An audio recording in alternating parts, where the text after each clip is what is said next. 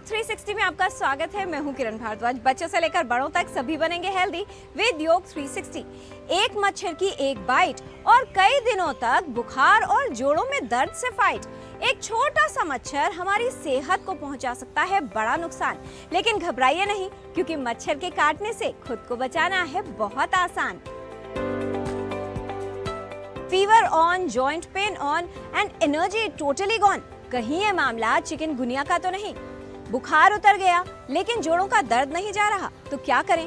इसके लिए चिकनगुनिया को समझना बहुत जरूरी है, क्योंकि बिना सही जानकारी के चिकनगुनिया से राहत और बचाव की कहानी अधूरी है। चिकनगुनिया एक वायरल रोग है जो संक्रमित एडीज मच्छर के काटने से फैलता है। ये मच्छर जगह जगह भरे साफ पानी में पनपता है। चिकनगुनिया का लक्षण अचानक तेज बुखार और इसके साथ व्यक्ति को जोड़ों में तेज दर्द परेशान कर सकता है। जोड़ों में सूजन और त्वचा पर लाल चकत्ते भी देखे जा सकते हैं। चिकनगुनिया में बुखार कम हो जाना ही पूरी तरह ठीक होने का संकेत नहीं माना जा सकता। बुखार होने पर व्यक्ति को आराम करना चाहिए, साथ ही खान पान को लेकर विशेष ध्यान रखना चाहिए। चिकनगुनिया से राहत और बचाव में उपयोगी हैं सरल प्राकृतिक उपाय।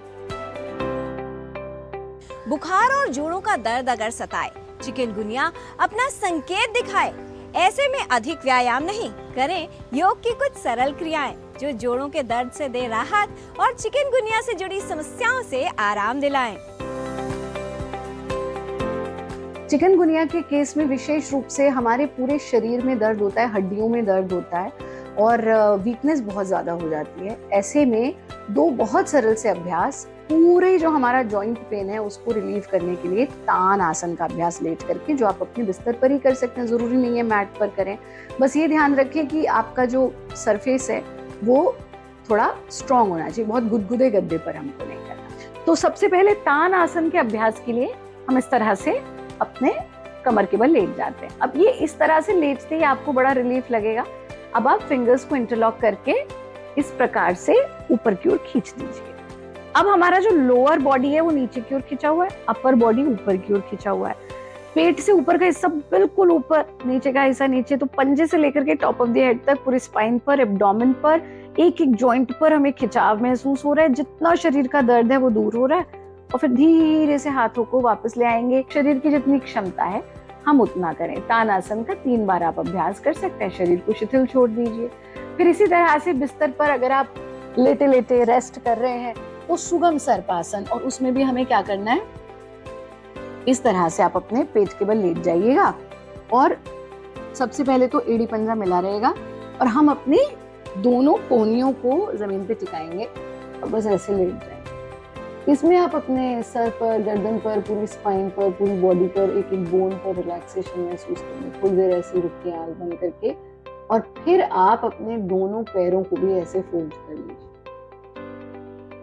ये अभ्यास आपको इंस्टेंट रिलीफ देगा। आपके शरीर की अकड़ाहट, जकड़न, दर्द, बोन्स में आपके जो दिक्कत हो रही है उन सब में आराम देगा और फिर आप वापस लेट सकते हैं। और अगर बैठना है तो हाथ का सहारा लेकर धीरे से आप बैठ भी सकते हैं। ये बहुत सरल अभ्यास करें, तनाव से दूर रहें। जोड़ों के दर्द और बुखार ने कर दिया बेहाल। चिकनगुनिया में क्या करें, इसे लेकर मन में है कई सवाल। ऐसे में करें अपनी पूरी देखभाल, साथ ही कैसा आहार ले रहे हैं इसका भी रखें ख्याल।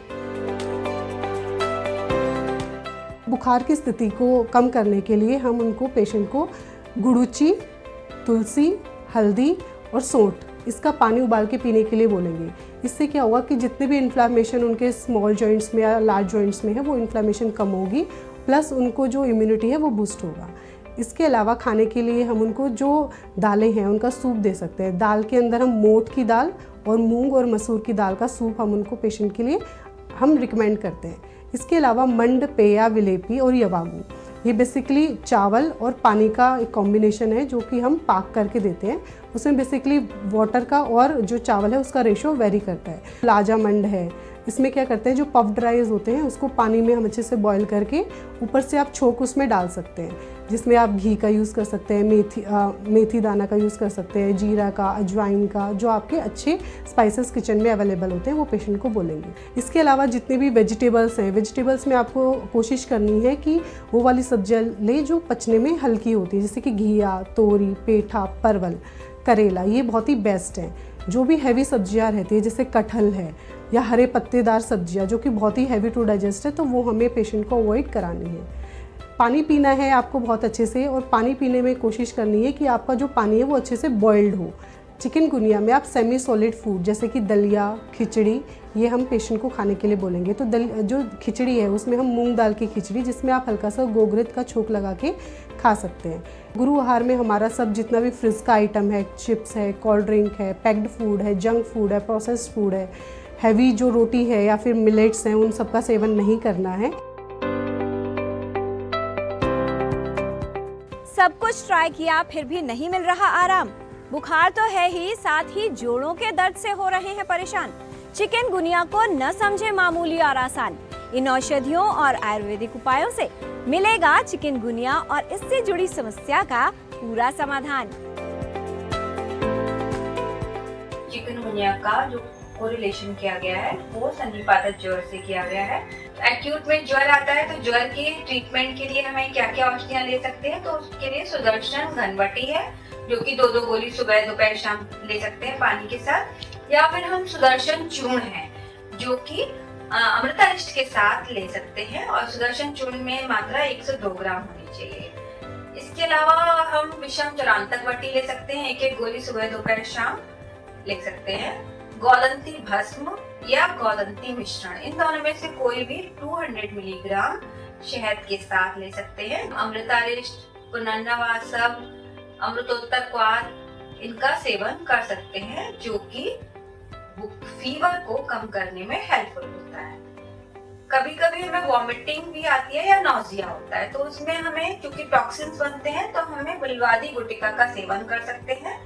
ये बिलवादी गुटिका भी 2-2 गोली सुबह शाम ले सकते हैं। या फिर बिलवादी लेह आता है, पेन और इन्फ्लेमेशन को दूर करने के लिए वटी, काढ़ा, स्वेदन, स्नेहन का प्रयोग कर सकते हैं। योगराज गुग्गुल है, अमृतादि गुग्गुल है, सिंहनाथ गुग्गुल है, 2-2 गोली सुबह दोपहर शाम पानी के साथ आफ्टर मील लेना चाहिए। इनमें से कोई भी एक लेनी चाहिए। चंद्रप्रभा वटी का सेवन भी हम कर सकते हैं। क्वाथ के बारे में बात करें तो इसमें दशमूल का काढ़ा जो कि इन्फ्लेमेशन को दूर करता है, रासना सप्तक काढ़ा पेन को दूर करता है। इसके साथ अमृतादि कषाय भी आता है, उसको भी हम यूज कर सकते हैं। वरुणादि कषाय है, उसका भी हम प्रयोग कर सकते हैं।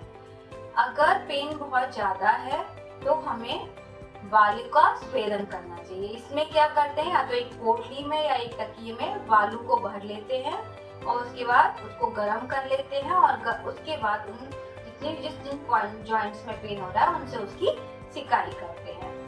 वैसे तो तेल का प्रयोग नहीं करना चाहिए, लेकिन किन कुछ कंडीशन में हम महानारायण तेल या फिर पंचगुण तेल का प्रयोग कर सकते हैं, या धानवंतरम तेल का भी प्रयोग कर सकते हैं, जिसमें उसमें सिकाई मालिश करनी चाहिए एंड देन उसके बाद उसका बालू का स्वेद का कर सकते हैं। चिकनगुनिया का सही प्रबंधन करना आवश्यक है। मच्छरों के काटने से बचाव किया जाए, साफ सफाई का ध्यान रखें जिससे मच्छरों को पनपने से रोका जा सके और चिकनगुनिया जैसे रोग से बचाव हो।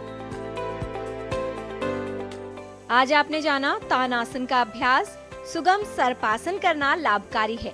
बुखार की अवस्था में शरीर को थकाने वाले अभ्यास न करें। चिकनगुनिया से राहत में उपयोगी है योग। बुखार में गिलोय, तुलसी, हल्दी व सोंठ का पानी उबालकर पिएं। मोठ, मूंग या मसूर की दाल का सूप पीना लाभकारी है। दलिया व खिचड़ी खाएं। लाजामंड में घी, मेथी दाना, जीरा और अजवाइन मिलाकर लें। भारी भोजन, ठंडी चीजें, कोल्ड ड्रिंक, जंक फूड व प्रोसेस्ड फूड न खाएं। बुखार में सुदर्शन घनवटी, विषम ज्वरांतकवटी या गोदंती भस्म का सेवन उपयोगी है। उल्टी होने पर बिलबादी गुटिका या बिलबादी लेह का सेवन करें। योगराज गुग्गुल, दशमूल क्वाथ, अमृतादि क्वाथ या रासना सप्तक क्वाथ का सेवन उपयोगी है। जोड़ों में महानारायण या धन्वंतरम तेल से मालिश करके बालों का स्वेद करना लाभकारी है। फीवर आए तो करें अपनी सही केयर, जिससे चिकनगुनिया न करे आपको स्केयर। मॉस्किटो बाइट को मत समझिए लाइट, अगर बचना है मच्छर के काटने से तो सावधानी रखिए डे एंड नाइट। हेल्थ संबंधी जानकारी हम आप तक ऐसे ही लाते रहेंगे, आपको हेल्दी बनाते रहेंगे। बच्चों से लेकर बड़ों तक सभी बनेंगे हेल्दी विद योग 360।